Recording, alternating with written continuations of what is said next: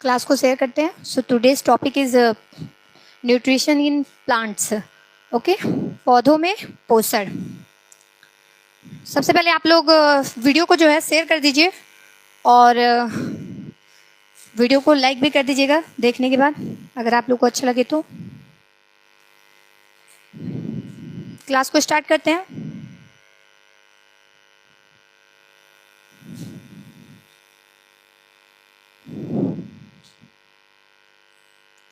तो हमने पिछले क्लास में क्या पढ़ा था?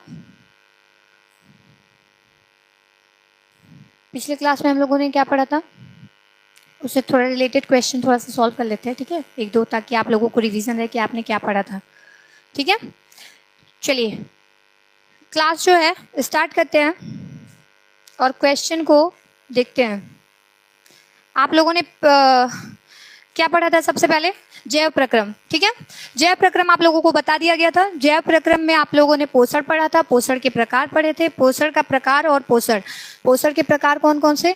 दो प्रकार के थे. कौन कौन से? स्वपोषी पोषण और विषम पोषी पोषण या पर पोषण. ठीक है, तो हम लोग सबसे पहले स्वपोषी पोषण को देखेंगे. और चूंकि हम देख लिए थे कि प्लांट्स में जो होते हैं, प्लांट्स में कौन से होते हैं बाबू? प्लांट्स में जो होते हैं वो स्वपोषी पोषण होते हैं. ठीक है, और पर पोषी पोषण किसमें होते हैं? वो जो दूसरों पर निर्भर होते हैं. तो वीडियो को आप लोग लाइक कर दीजिएगा और जल्दी जल्दी क्लास को शेयर कर दीजिए. ठीक है, हम क्वेश्चन, चलिए क्वेश्चन नंबर 1 देखिए. First question, Gaurav ji, Anurag ji, Bhagwati Mishra, Ankit Chauhan. Okay, good evening to all of you and hello also.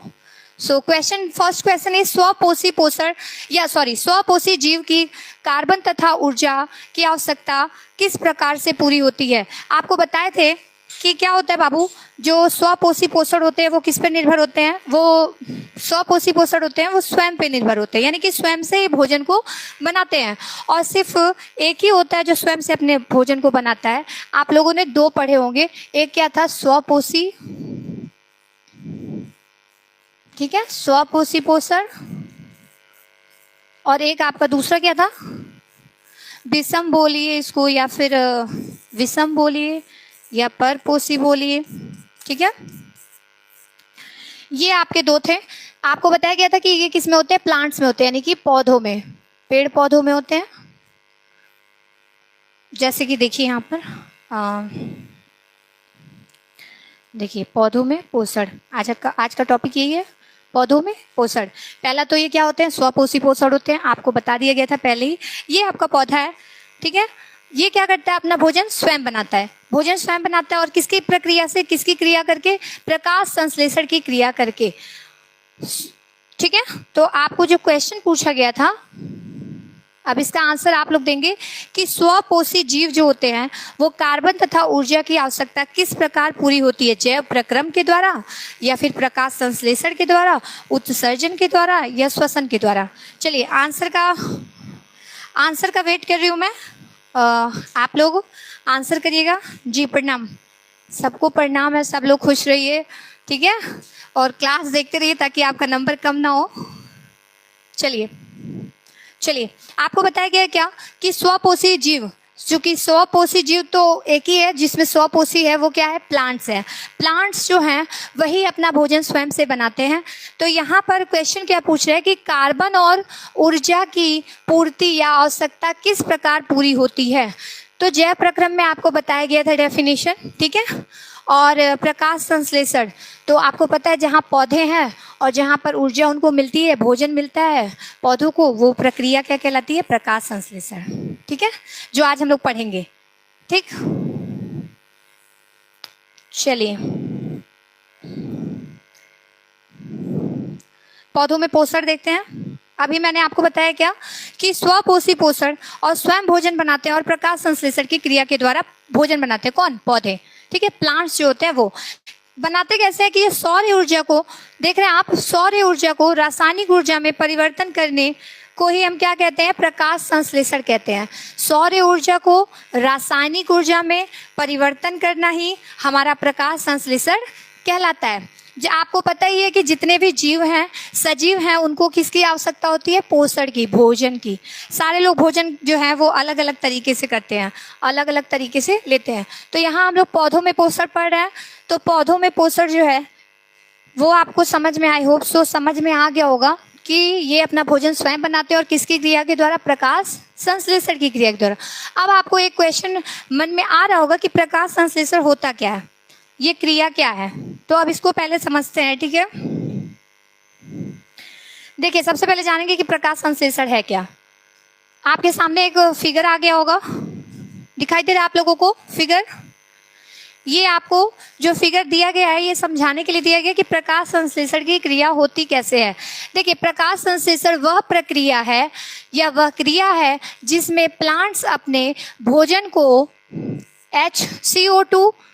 CO2 आप लोगों को पता ही होगा, कार्बन डाइऑक्साइड को बोलते हैं, ठीक है।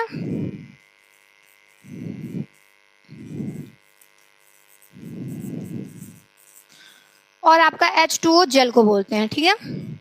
और सूर्य का प्रकाश की मदद से क्लोरोफिल की उपस्थिति में तैयार करते हैं। इस प्रक्रिया द्वारा प्लांट्स एनर्जी प्राप्त करते हैं। जैसे हमें एनर्जी कैसे मिलती है, हमको ऊर्जा कहाँ से मिलती है? भोजन के माध्यम से। हमारा जो भी भोज्य पदार्थ है, जो संतुलित आहार है, उसी के माध्यम से हमें क्या मिलती है? ऊर्जा मिलती है, ठीक है। वैसे ही प्लांट्स को ऊर्जा कहाँ से मिलती है? यहाँ पर देख रहे हैं आप, क्या दे रहा है कि प्लांट्स को जो ऊर्जा है यानी कि एनर्जी है, वो किसके माध्यम से मिलती है? प्रकाश संश्लेषण की क्रिया से। और प्रकाश संश्लेषण कैसे होता है? वह प्रक्रिया है जिसमें प्लांट्स भोजन को कैसे बनाते हैं, कैसे तैयार करते हैं? पहले तो उसमें कार्बन डाइऑक्साइड होनी चाहिए यानी कि CO2, फिर CO2, H2O और सूर्य के प्रकाश की मदद से क्लोरोफिल की उपस्थिति में। अब आपके दिमाग में आ रहा होगा कि ये क्लोरोफिल क्या है, ठीक है। तो सबसे पहले क्लोरोफिल को ही जान लीजिए कि क्लोरोफिल होता क्या है। आप लोग देख रहे हैं फिगर में क्या है? ये पत्ती है, ठीक है। इसमें जो ये पाए जाते हैं छोटे हरे कण, यहाँ पर आप देख रहे हैं हरे कण, यानी कि छोटे छोटे कण पाए जाते हैं जिनको हरे कण बोलते हैं, जिसको क्या बोलते हैं? पर्णहरिम। इसके कारण ही क्या होते हैं? पत्ते जो हैं वो ग्रीन कलर के दिखाई देते हैं और इसी को हम लोग क्या बोलते हैं? इसको हम लोग क्या बोलते हैं? क्लोरोफिल। देखिए यहाँ पर देख रहे हैं, ये सूर्य है आपका। अभी आपको क्या बताया गया है? क्रिया विधि के द्वारा आपको बताया जा रहा है कि क्या होता है। सूर्य जो है उसके उपस्थिति में, यानी कि सूर्य के प्रकाश की उपस्थिति में, और क्या होना चाहिए? CO2 होना चाहिए यानी कि कार्बन डाइऑक्साइड, और आपका दूसरा क्या है? वाटर यानी कि जल। आप देख रहे हैं फिगर देख रहे हैं, सूर्य का प्रकाश क्या हो रहा है? पौधों पे पड़ता है, ठीक है, पेड़ पौधों पे पड़ता है और उसमें क्या पाए जाते हैं? क्लोरोफिल पाए जाते हैं, जिसको पर्णहरिम बोलते हैं। और क्या पाए जाते हैं? और जो आपके पेड़ पौधे होते हैं वो कार्बन डाइऑक्साइड को क्या करते हैं? निकालते हैं। और किसको? हाँ, कार्बन डाइऑक्साइड को लेते हैं और क्या करते हैं? लिखा नहीं है क्या? ऑक्सीजन, यानी कि कार्बन डाइऑक्साइड। देख रहे हैं आप यहाँ पर क्या हो रहा है? कार्बन डाइऑक्साइड को क्या कर रहा है? ये कार्बन डाइऑक्साइड को एक्सेप्ट करता है और रिलीज किसको करता है? ऑक्सीजन को रिलीज करता है। और जो ये गैसों का आदान प्रदान है, इसको भी कुछ कहते हैं। आप लोग बताएंगे कि मैं बताऊं? ठीक है, चलिए आगे मैं बता रही हूँ। क्लोरोफिल आप यहाँ देख रहे हैं लिखा हुआ है। क्लोरोफिल जो है वो पत्तियों में पाई जाती हैं, ठीक है। क्लोरोफिल होता क्या है? हरे कण होते हैं, ठीक है। किसमें पाए जाते हैं? पत्तियों में पाए जाते हैं। यही जो प्रक्रिया है, इसके द्वारा देख रहे हैं आप लोग क्या लिखा है? प्रकाश संश्लेषण वह प्रक्रिया है जिसमें प्लांट्स अपने भोजन को क्या करती है? CO2, H2O और सूर्य के प्रकाश की मदद से क्लोरोफिल की उपस्थिति में तैयार करती है। और इस प्रक्रिया के द्वारा ही क्या होते हैं? प्लांट्स को एनर्जी प्राप्त होते हैं और ये जीवित रहते हैं। इस प्रक्रिया को हम क्या कहते हैं? प्रकाश संश्लेषण कहते हैं। अब जो प्रकाश संश्लेषण है बाबू, उसमें कई सारे स्टेप होते हैं।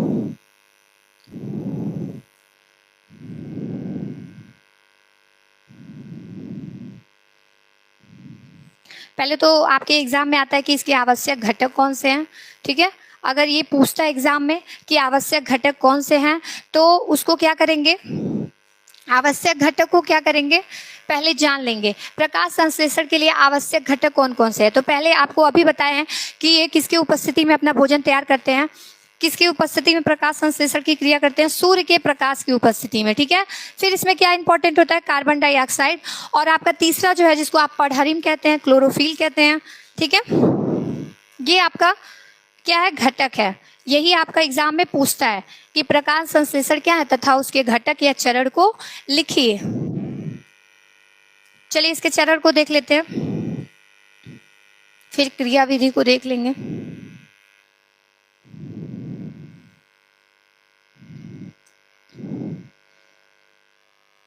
चलिए देखिए, प्रकाश संश्लेषण की प्रक्रिया के चरण, यानी कि जो प्रकाश संश्लेषण है उसकी प्रक्रिया के जो चरण है उसको क्या करेंगे हम लोग देखेंगे। पहला चरण क्या होता है? क्लोरोफिल द्वारा प्रकाश ऊर्जा, या तो सौर ऊर्जा कहिए या तो प्रकाश ऊर्जा कहिए। अगर पेपर में पूछता है सौर ऊर्जा या फिर प्रकाश ऊर्जा तो आप कंफ्यूज नहीं होंगे। प्रकाश ऊर्जा को ही सौर ऊर्जा बोलते हैं, सौर ऊर्जा को ही प्रकाश ऊर्जा बोलते हैं, ठीक है। क्लोरोफिल द्वारा क्या पूछ रहा है कि प्रकाश ऊर्जा जल के अणु ऑक्सीजन को अवशोषित करना, यानी कि पहला स्टेप क्या होता है कि क्लोरोफिल द्वारा, क्लोरोफिल अभी आपको बताए हैं, क्लोरोफिल द्वारा प्रकाश ऊर्जा यानी कि सौर ऊर्जा को जल के अणुओं या ऑक्सीजन को अवशोषित करना, ये आपका पहला चरण है, पहला है, ठीक है। दूसरा क्या है? सेकंड पॉइंट क्या है? प्रकाश ऊर्जा को रासायनिक ऊर्जा। अभी आपको बता रहे हैं कि प्रकाश संश्लेषण होता क्या है। इन शॉर्ट आप समझिए कि प्रकाश संश्लेषण क्या होता है। तो प्रकाश संश्लेषण क्या होता है? इतना बताया, कुछ तो बताओ। चलो नहीं बताओगे? प्रकाश संश्लेषण तो पहले भी पढ़ाया गया होगा आप लोगों को। कहाँ गए भैया? देखिए यहाँ देखिए, अभी बताएं आपको कि प्रकाश संश्लेषण होता क्या है। सौर ऊर्जा को रासायनिक ऊर्जा में बदल जाए वो, और किसकी उपस्थिति में? क्लोरोफिल की उपस्थिति में। सौर ऊर्जा को रासायनिक ऊर्जा में बदलना ही हमारा प्रकाश संश्लेषण कहलाता है। और किसके उपस्थिति में होता है ये आपको बता ही दिए हैं। अभी इसको डायग्राम को अब और अच्छे से आपको एक्सप्लेन करेंगे।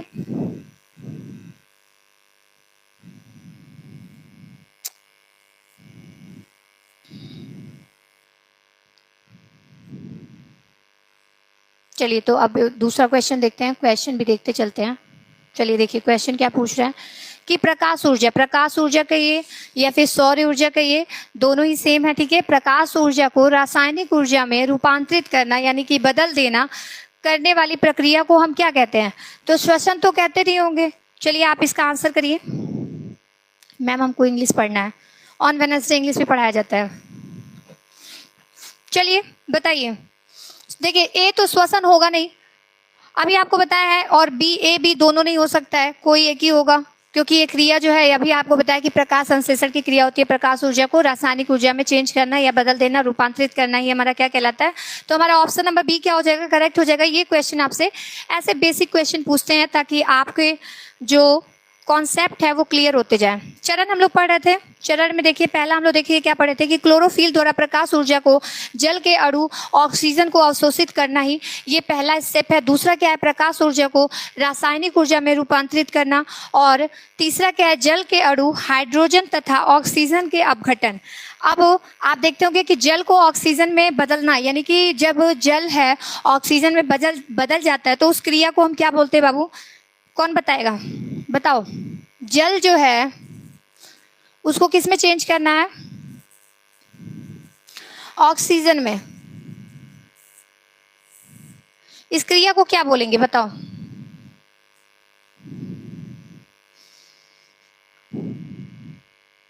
चलिए अपचयन बोलते हैं। क्या बोलते हैं?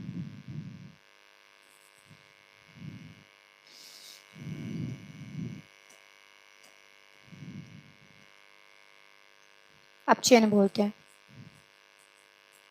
ठीक।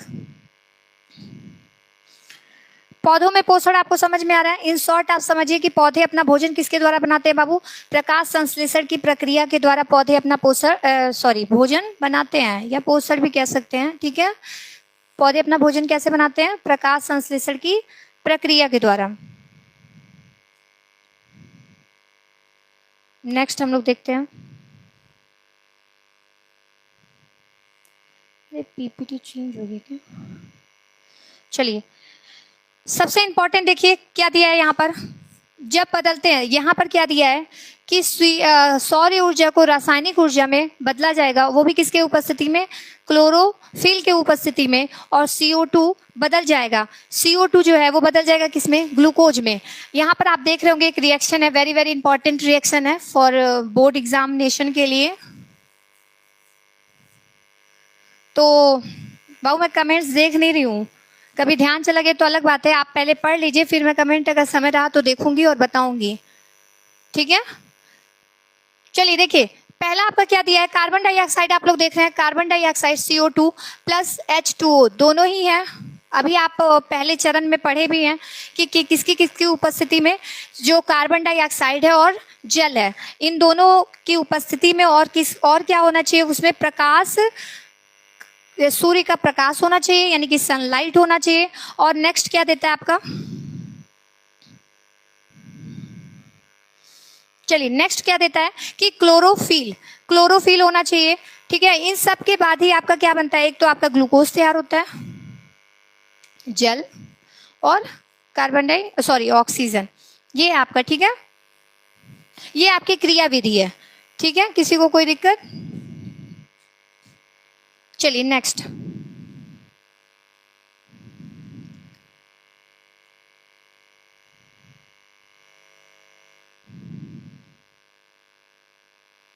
देखिए इसको बोलते हैं, जो ये आपका पत्तियों में पाया जाता है इसको बोलते हैं क्या, क्लोरोप्लास्ट बोलते हैं। क्या बोलते हैं बाबू, क्लोरोप्लास्ट, ठीक है।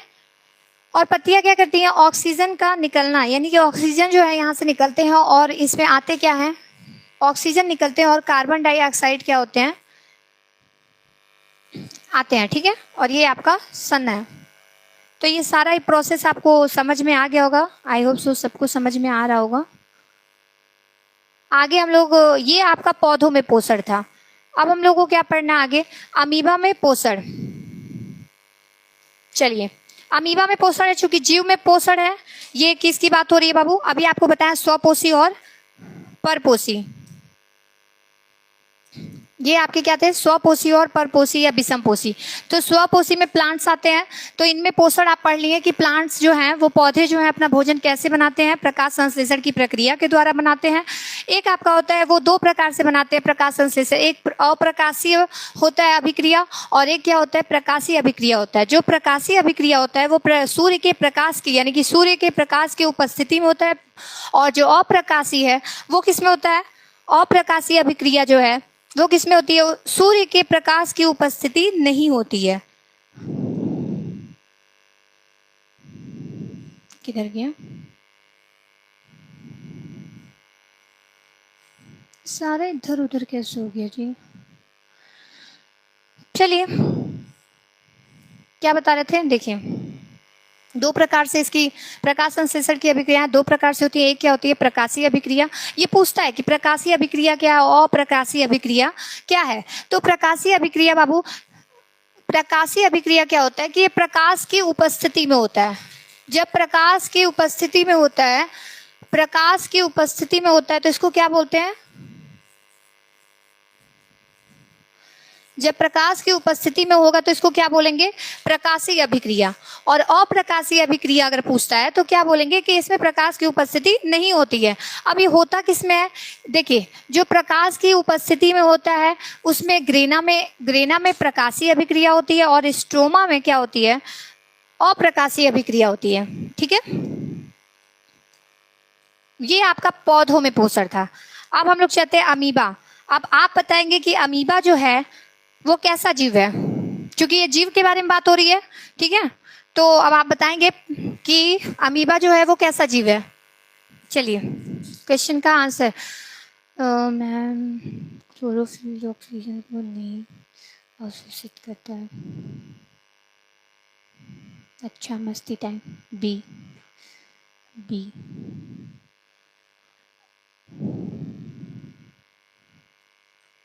बाबू इंग्लिश में तो एक्सप्लेन कर दें, पर this is only for UP board. और अगर मैं पूरा इंग्लिश में एक्सप्लेन करना शुरू कर दूं, क्योंकि सीबीएसई वालों के लिए भी अगर आप इंग्लिश में जानना चाहते हैं तो सीबीएसई वालों के लिए भी क्लासेस चला दी जाएंगी, जितने भी सब्जेक्ट हैं।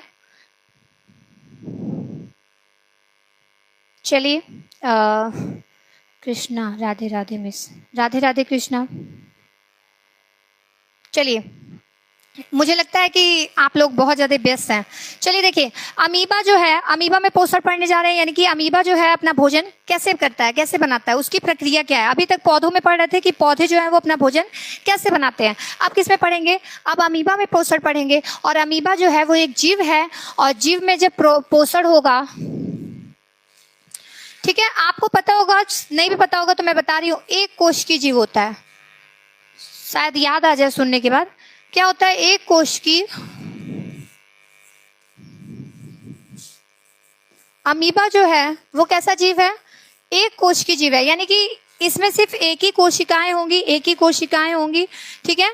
ये आपका अमीबा का पोषण करने का प्रोसेस है। प्रोसेस क्या है कि पहले इनमें सबसे पहले क्या होगा, अंतःग्रहण होगा। अंतःग्रहण का मतलब क्या होता है, तो आपके पीछे आपको दिख रहा होगा डायग्राम बना हुआ है। डायग्राम के माध्यम से ये क्या है आपका, ये आपका अमीबा है, यानी कि इसका स्ट्रक्चर है। कभी ऐसे भी दिया रहता है, नहीं तो ऐसे दिया रहेगा, ठीक है।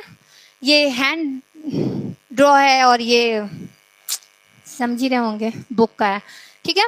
ये आपका क्या होता है, ये आपकी क्या होती है बाबू, अमीबा होती है। अमीबा का स्ट्रक्चर है, आपको समझाने के लिए बनाया गया है, तो बहुत ज़्यादा डीपली इसको मत लीजिएगा, लेकिन ऐसा होता है, ठीक है। आप देख रहे होंगे बगल में एक्यूरेट जैसा स्ट्रक्चर होता है, बुक में वैसा दिया हुआ है, लेकिन यहाँ पर आपको समझाने के लिए, ये आपका एक कोश की जीव है। ये अपना भोजन बनाता कैसे है, ये अपना भोजन कैसे बनाता है, तो अभी देखेंगे कि आपको ये फिगर में दिख रहा होगा कि बीच में एक जो है वो पॉइंट दिया गया है, और उसी को बोलते हैं क्या, केंद्रक। क्या बोलते हैं बाबू, केंद्रक बोलते हैं। यानी कि केंद्रक है किसका, अमीबा का केंद्रक क्या है, ये है आपका, ये जिसमें दिया है सारे क्या है, केंद्रक है, ठीक है। ये आपका अमीबा का स्ट्रक्चर है, यहाँ देख रहे होंगे। और इसके पास ही क्या रखा गया है, यहाँ पर देख रहे होंगे, दूसरे कलर से कर दे रही हूँ ताकि आपको दिखाई दे।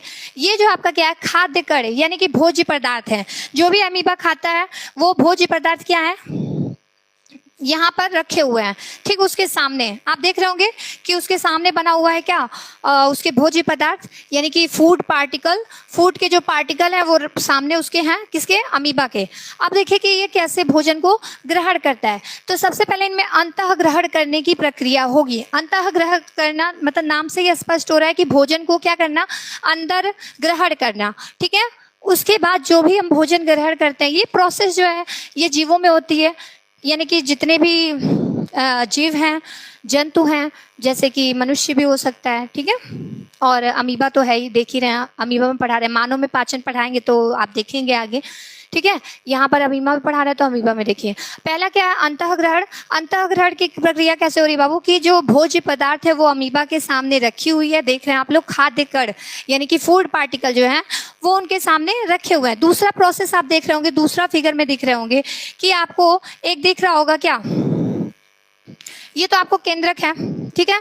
ये आपको दिख रहा होगा, इसको क्या बोलते हैं, कूटपाद बोलते हैं, ठीक है। और आपका तीसरा फिगर दिख रहा होगा, तीसरा ये देख रहे हैं, दोनों ऐसे निकले हुए हैं, ऐसे, ठीक है। अब ये जो दोनों जब मिलेंगे, यहाँ तीसरे में देखिए, जब ये मिलेंगे और ये जो भोज्य पदार्थ है अभी तो यहाँ अंदर गया है, ठीक है। जब ये अंदर जाएगा तो जाहिर सी बात है, जब हम कुछ खाते हैं तो उसके बाद डाइजेशन भी जरूरी है। अगर डाइजेशन नहीं होता है तो क्या होता है, आप बीमार पड़ जाते हैं।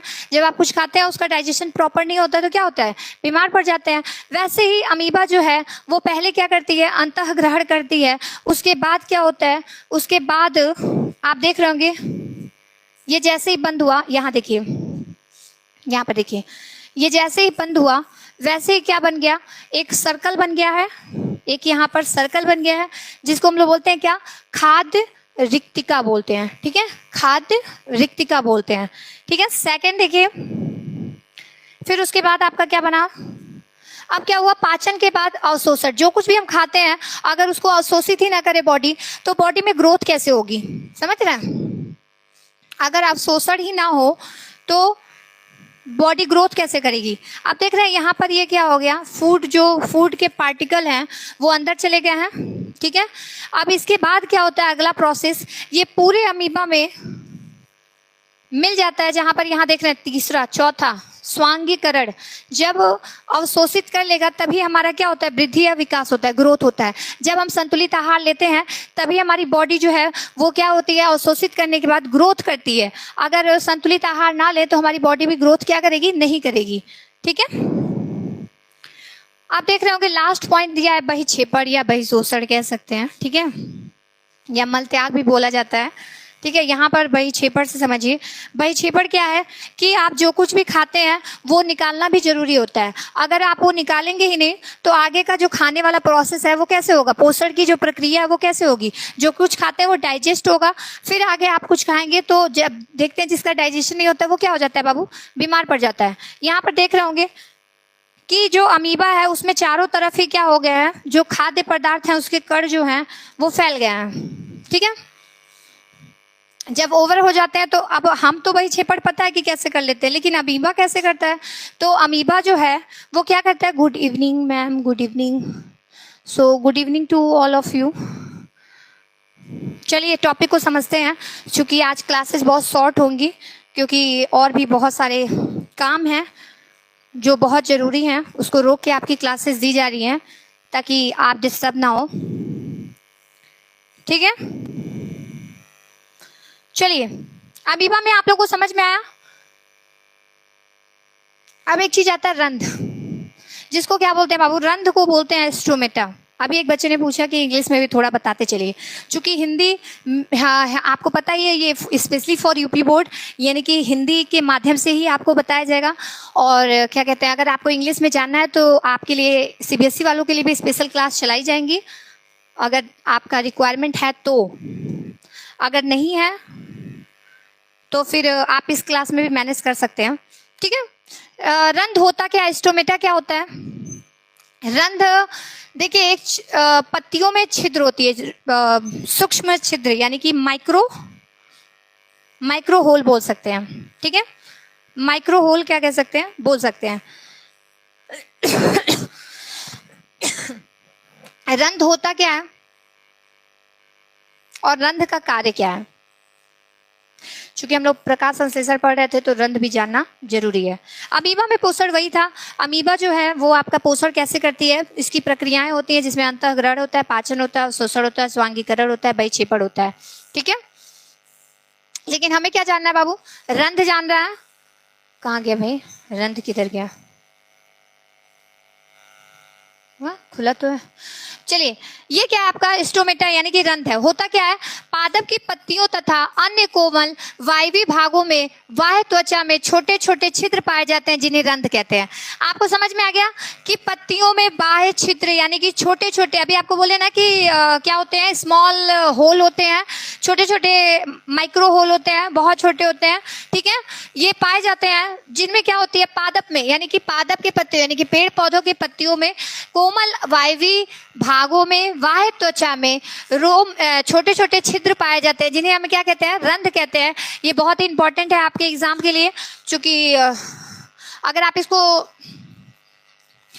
नोट कर लेंगे तो शायद आपके लिए बहुत बेनिफिशियल होगा। ठीक है, प्रकाश संश्लेषण के लिए गैस का आदान प्रदान यानी कि आवागमन, आना जाना, जो गैस है आती जाती है वो किसके द्वारा जाती है बाबू, रंध्र के द्वारा आती जाती है। यानी कि रंध्र का कार्य क्या होता है, पहले तो हम जानेंगे कि रंध्र क्या होता है। तो रंध्र होता क्या है, रंध्र होता क्या है, रंध्र वही होता है बाबू जो छोटे छोटे पत्तियों में छिद्र, छोटे छोटे छिद्र पाए जाते हैं जो उनके कोमल वायवीय भागों में पाए जाते हैं। और ये होते क्या है, इनका कार्य क्या है, गैसों का आवागमन, यानी कि गैस कैसे आते हैं जाते हैं ये। चलिए पहला देखिए इसका कार्य क्या है। पहला क्या है, यह गैस का आदान प्रदान करता है। जैसे अभी बताया है कि पत्तियां अपना भोजन प्रकाश संश्लेषण के द्वारा बनाती हैं, और प्रकाश संश्लेषण के द्वारा जब भोजन बनाती हैं तो आपको पता है कि पौधे जो हैं वो कार्बन डाइऑक्साइड को लेते हैं और किसको रिलीज करते हैं, वो ऑक्सीजन को रिलीज कर देते हैं। तो आपको पता है कि इसमें गैसों का क्या हो रहा है, गैसों का आदान प्रदान हो रहा है, यानी कि गैस जो है वो आ रहा है, यानी कि ऑक्सीजन रिलीज हो रहा है, जा रहे हैं, और क्या हो रहा है, CO2 जो है वो आ रहा है। ठीक है, ये किसमें होता है, पौधों में यानी कि पादप में। जिसको पादप कहिए, पेड़ पौधे कहिए, प्लांट्स कहिए, ये क्या करते हैं बाबू, ये जो है कार्बन डाइऑक्साइड को लेते हैं, ग्रहण करते हैं और किसको छोड़ देते हैं, ऑक्सीजन को छोड़ देते हैं, और हम क्या करते हैं, ऑक्सीजन को ग्रहण कर लेते हैं। ठीक है। दूसरा कार्य क्या है कि बाष्पोत्सर्जन द्वारा वाष्प के ऊपर अधिक जल का निष्कासन करते हैं। आप देखते होंगे पत्तियों पर जो जल है उनकी कुछ बूंदें दिखाई देती हैं आपको। अरे देखिए ये संरचना है आपका। देखिए संरचना क्या है, ये फिगर आ जाता है बनाने के लिए। फिगर कैसे आपको बनाना है, फिगर यहाँ आपको बना के अभी दिखाए होंगे, बनाए होंगे, ये देख रहे होंगे आप लोग फिगर, ये आपको हाथ से ड्रॉ करना पड़ेगा। ये दो देख रहे हैं अर्धचंद्र आकार, यहाँ पर देख रहे होंगे अर्धचंद्र आकार के दो बने हुए हैं, और बीच में इनके जो ये सब हैं, ये सब क्या है, सेम के बीज की तरह दिखाई देते हैं। अगर पूछता है कि रंध्र की संरचना कैसी होती है, तो आप इसको ऐसे डिस्क्राइब करें। पहले तो जाने कि रंध्र होता क्या है। रंध्र जो होता है वो पादप की पत्तियों के ऊपर यानी कि छोटे छोटे छिद्र होते हैं, जो क्या करते हैं, किस कार्य को करते हैं, गैसों का आदान प्रदान करते हैं, गैसों का आवागमन होता है उनके द्वारा। ठीक है। अब हम इसकी संरचना को देख लेते हैं। संरचना क्या बोल रहा है कि पत्तियों की बाह्य त्वचा पर पाए जाते हैं। अभी आपको बताया कि पत्तियां जो होती हैं उनकी कुछ कोमल भागों पे भी पाए जाते हैं और बाह्य त्वचा पर भी पाए जाते हैं। प्रत्येक रंध्र में दो अर्धचंद्राकार सेम के बीज यानी कि जो दो अर्धचंद्राकार, अभी आपको बताया कि ऐसा कुछ उसका स्ट्रक्चर होता है। ठीक है। और उसके बाद इसमें क्या होता है, सेम के बीज के आकृति का, यहाँ देख रहे होंगे आप लोग, यहाँ पर देखिए सेम के बीज की, ये तो केंद्रक होता है आपका बीच में जो दिया हुआ है। ठीक है। और बाकी क्या दिया है, सेम के बीज के आकार द्वारा कोशिका के मध्य रंध्रीय गुहा पाई जाती है। इसको रंध्रीय गुहा बोलते हैं, इसको रंध्रीय गुहा बोलते हैं। ठीक है। द्वार कोशिकाओं की बाहरी भित्ति और पतली आंतरिक भित्ति मोटी होती है। यानी कि बाहरी कैसी होती है इसकी भित्ति, बाहरी कोशिका जो होती है वो क्या होती है, पतली होती है, और जो आंतरिक कोशिकाएं होती हैं वो कैसी होती है, मोटी होती हैं, और इनमें हरित लवक पाए जाते हैं। क्लोरोप्लास्ट, अभी आपको हम बता रहे थे कि क्लोरोप्लास्ट जो होते हैं वो पौधों में पाए जाते हैं, हरित लवक जिसको बोलते हैं। ठीक है। यहाँ तक आप लोग रिवीजन कर लीजिएगा। नेक्स्ट हम लोग नेक्स्ट जो है आपका वो मानव में पाचन तंत्र पढ़ेंगे। मानव में पाचन कह लीजिए, पोषण कह लीजिए। ठीक है। मानव में पाचन तंत्र बोलिए या फिर मानव में पोषण, ये हम लोग कब पढ़ेंगे, नेक्स्ट संडे को। ठीक है। Then thank you so much.